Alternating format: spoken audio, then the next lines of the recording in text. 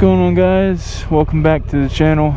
If you're new here and you enjoy moto vlogs, moto camping, or if you want to see videos on the Honda Transalp, if you guys would like and subscribe, I'd really appreciate it. It would help me out a lot and help grow my channel to where I can make better content for you guys. But today I'm going to do a vlog. It's a little bit overcast out here, but I don't think it's going to rain for a few more hours, hopefully. But if it does, I guess it does, and we just ride a little bit in the rain. But today I'm going to try to stay on topic and make this video on, this is going to be a video on why I sold the Rebel 500. I don't know where I'm going to go. Let's just go somewhere new today, I guess. But it's going to be a video on why I sold the Rebel 500, why I switched to the Honda Transalp, and some of the points on why I sold it and the reason behind it. So starting out, I started riding. I wanted to ride for a long time since I was a kid, or since I was in high school, I guess. But so I started looking into bikes, and I really liked the Rebel lineup because I feel like it was fairly priced. You could get into them for pretty cheap. I think they look really good. So I started like doing shopping around and looking up the best beginner bike and what I should go for and stuff like that. Well, I ended up researching and doing a bunch of research and found the Rebel 500 was like one of the best beginner bikes. So basically I went and sat on one. It kind of felt small, like it didn't feel small, but I didn't know if it looked small on me because I'm 6 foot, like 230.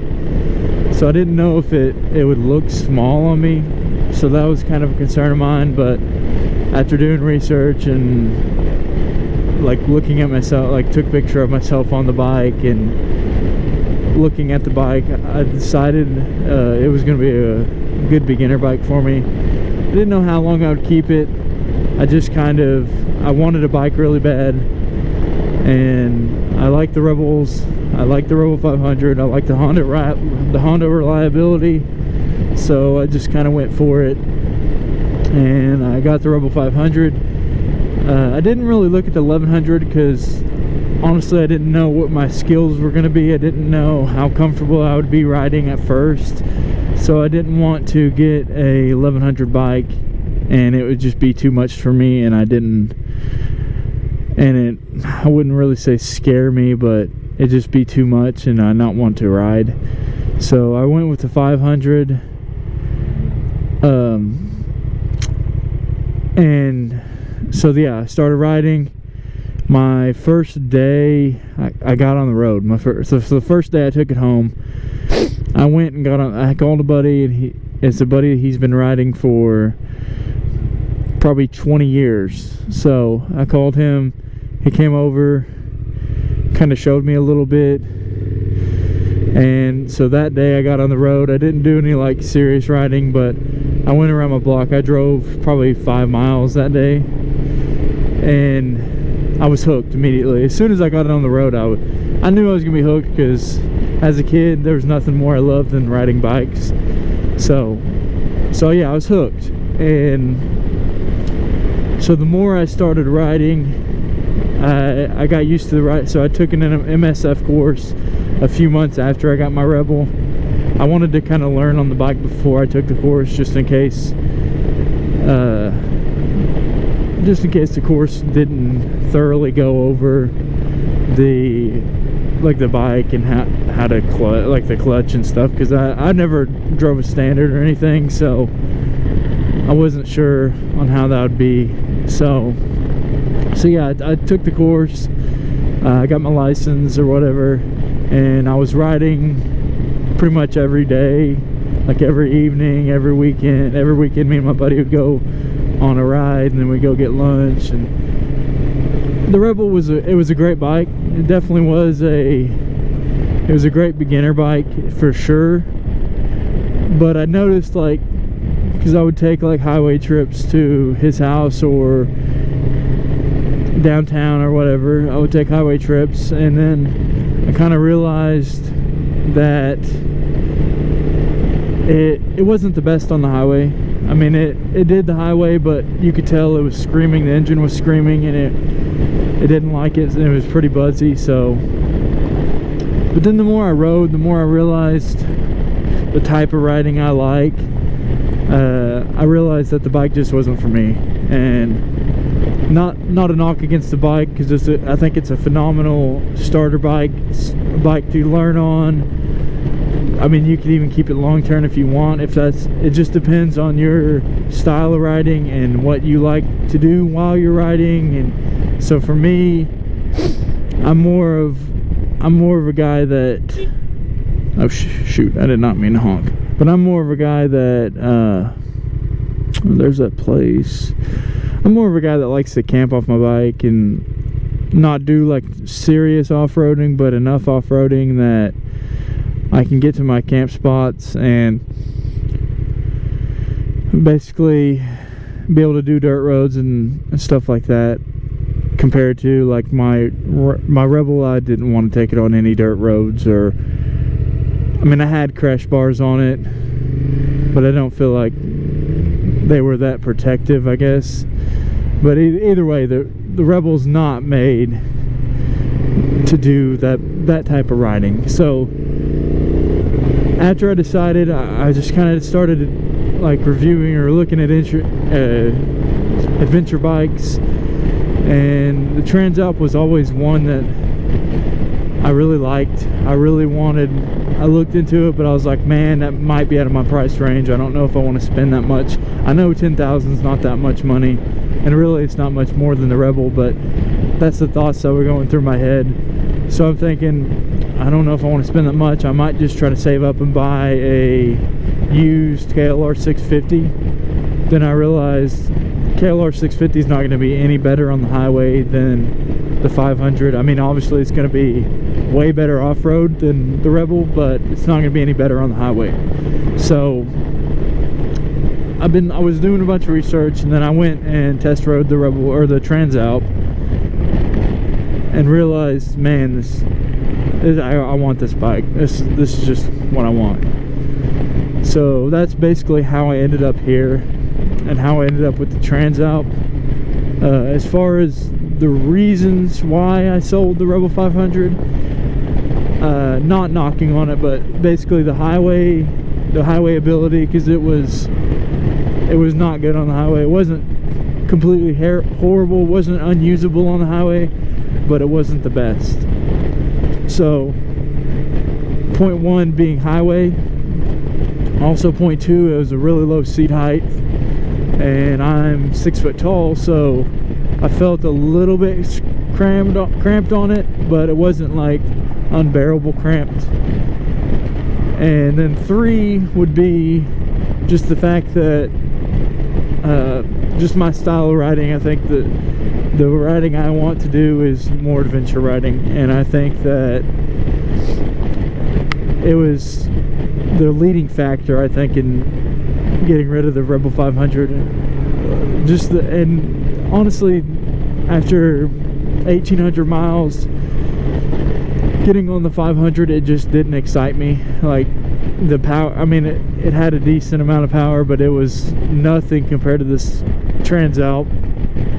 And then getting on it, I just feel like it just wasn't exciting. Like, it was still fun to ride. I still liked riding it, but it wasn't like getting on the Transalp. Getting on the Transalp, it just feels awesome every time. Like, I just get on it, and if I want to ride fast, I can ride fast. If I want to just cruise, I can cruise. So basically, those four factors kind of led me to just deciding, hey, I'm gonna go for the Transalp. I'm gonna go check one out. I'm gonna go test ride one. So basically, I test rode one and fell in love immediately, basically. So went ahead and got the Transalp, and ever since then, I mean, I've wanted to ride every day, but the weather is just The weather's been terrible. I mean, even like right now, it's kind of chilly, overcast. It's supposed to rain today, so hopefully it don't rain while I'm on this ride. But you never know, especially with Oklahoma. It's so hit or miss. But yeah, was the Rebel a great or a good? I wouldn't say great. I think it is a great starter bike. Is it a great bike? No, it's a good bike. It'll do what you need it to do. It's a good commuter bike and not much more. Honestly, you can't really tour on it. You can't really, I mean, you can road trip on it, but you're not going to be super comfortable. Like the first road trip I took on this was way more comfortable than the one, and I took the same trip. It was way more comfortable than the trip I took on the 500. So can it be your first? Can it be a great beginner bike? Yes. Is it a great starter bike? Absolutely. Is it a good long-term bike? Not for me personally, simply because I want to be able to tour. Like, I want to take a trip to Utah, I want to take a trip to West Virginia, I want to, heck, maybe in one day take a trip to Alaska. I think that'd be really cool. But as far as like, is it a good bike? It's a great bike to learn on, that's for sure. I mean, I learned how to ride on that bike, and truthfully, could I have learned to ride on 1100? Absolutely. I didn't know my skill set going in. Like, I didn't know how good I would be or how natural it would feel to me, but I could tell from the very first time I got on the bike, I knew it would be natural. I knew it because it felt good immediately. It felt like something I could do immediately. So yeah, I just wanted to make a quick video talking about like why I sold the Rebel 500. Do I think you should buy one? It depends on what you're wanting the bike to do. If you're wanting a bike that you can just travel all over the United States, personally I wouldn't pick a 500, and the main reason would be power. I feel like on the interstate, it will do the interstate speed, so it'll do 85, 87 cruising, but it's going to be screaming. Like, it's going to be high RPMs, it's going to be pretty buzzy. It's going to be a lot more buzzy than the 1100, I assume, because of what RPMs it's sitting at. But will it work for that? Yeah. Is it going to be comfortable? No. So if you're just getting the bike, you just want to cruise around town, like you're just want a town ride, you don't want to go cross country, you don't want to do overnight road trips or anything like that. If you're just wanting to go around town, then yeah, sure, the Rebel 500 will work for that. It'll be pretty good for it. It gets great gas mileage. It'll cruise at 70 really comfortably. Anything above 75, I think, is when it starts to get a little bit buzzy. But like, as far as like around town, it's gonna be really good around town. It gets great gas mileage. It cruises comfortably. It's really smooth. It's a Honda, so you know it's gonna last you. You know it's gonna be reliable. You're gonna get on it and start it, and it's gonna start and ride every day. But as far as like, if say you want to take a trip from where, like say Oklahoma to Utah, that's not going to be very comfortable. I mean, it'll get you there. It can get you there, but will it be comfortable? No. And like, say you're cruising highway, I mean, I guess if you do back roads all the way there, but that'll cost you a significant amount more time than if you was just to do, say, interstate. Like say I took the Transalp to Utah and I did interstate, it would save me probably a couple hours. But obviously, if I'm going on a road trip, I would prefer to do back roads if I can, unless I just want to get the hustle going and just get on the road and get places, like knock down miles. But I don't think it's a great trip bike. I did a few trips on it, and it handled it okay, but I could definitely tell like that the bike was struggling a little bit, and that it was definitely like really buzzy. So can it do the trips? Yes. How comfortable? That's kind of up for debate. But if you're buying the Rebel just for like a around town bike, just checking out those bikes, but if you're buying it for a around town bike, then yeah, I would say it's a pretty good beginner, but it's a good bike to do that with, because it's going to get great gas mileage and it's going to be comfortable, at least for the around town. The stock seat on it is hot dog water. I sounded really hick when I said that. The stock seat on it's really bad. It's hot dog water. It's not comfortable at all. Maybe for 10 minutes of riding it might be comfortable, but I felt like whenever I used the stock seat a little bit, it felt like I was sitting on cardboard. The Trans-Alp seat, it's better. I do want to get the comfort seat, but yeah, back to the Rebel. The seat was garbage. I did end up getting like an inch riser, an inch back on it. I ended up putting saddlebags on it. So there's things you have to do to it, but that's with every bike. You want to personalize it and make it your own on every bike you ride, basically. That's what I do. So every bike I ride, I want to make it my own. I want to get it set up for touring or whatever I want to do with it, because my ultimate goal is touring. Yeah, so stuff I loved about the Rebel, I liked that it was low to the ground, so if it was confidence inspiring. I liked that it was easy customizable. The aftermarket was pretty good on it because it's been out for a long time, and it's a pretty popular bike because it's a good starter bike. So I like those two options about it. I like that it had a big front tire, so I felt like it was really planted on the road.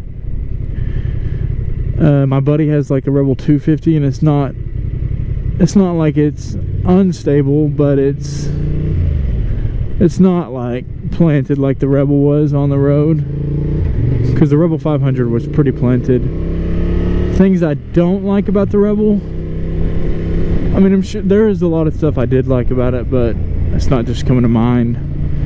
Things I didn't like about the Rebel, it didn't have a tachometer, which not really, you don't need a tachometer, but it's good to see what RPMs you're at.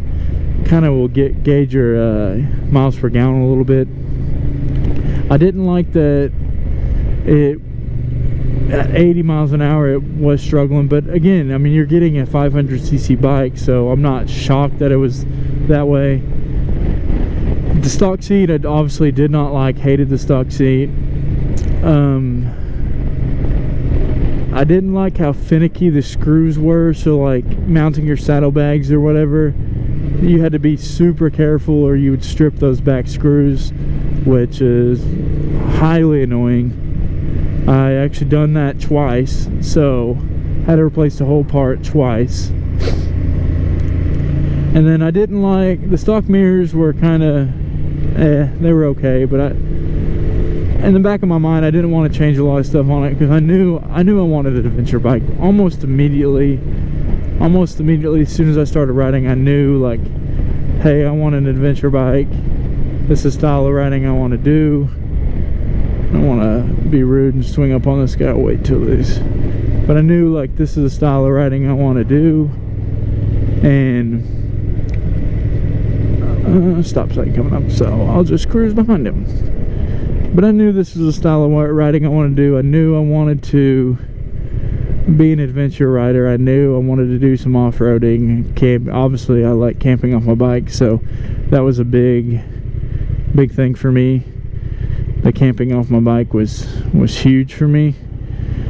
So being able to get down the trails and stuff, I definitely couldn't do that on the 500. Like, even the last trip I took to my buddy's land, he was like, dang, I can't believe the Rebel. He didn't know I sold the Rebel yet. I had it in his garage by his bikes. Well, he didn't know he didn't know I sold the Rebel yet, and he's like, I can't believe your Rebel made it down here, because we call the Rebel Scout. So he's like, I can't believe Scout made it down here through the puddles and the mud and stuff. And I was like, huh, well, go take a look at Scout. And he went up there and was like, oh my lord, you sold Scout? Well, obviously he likes the bike better too, so it's a great bike. I mean, it's a beautiful bike. It rides so nice. So yeah, I don't know how much longer I'll do this video. I tried to stay on topic. I'm not good about staying on topic, but if you would like and subscribe, I'd really appreciate it. I'll continue to put out content like this, so if you like moto vlogs, if you like moto camping, if you like just Transalp content in general, then stick around, subscribe to the channel, and hit the bell icon. You'll get notifications when I upload. So I'm trying to upload every 3 days at least a vlog every 3 days. And then I'll do solo camp trips monthly, and then I got a big camp trip planned.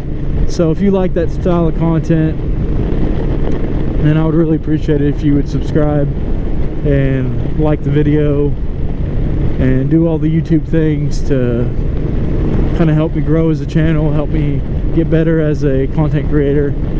But I am eventually going to get another camera for here, for like a facing me camera. I think that'll give it another angle, maybe a better view for you guys. But yeah, so I'm going to end the video here. So until the next one, you guys ride safe out there, and peace.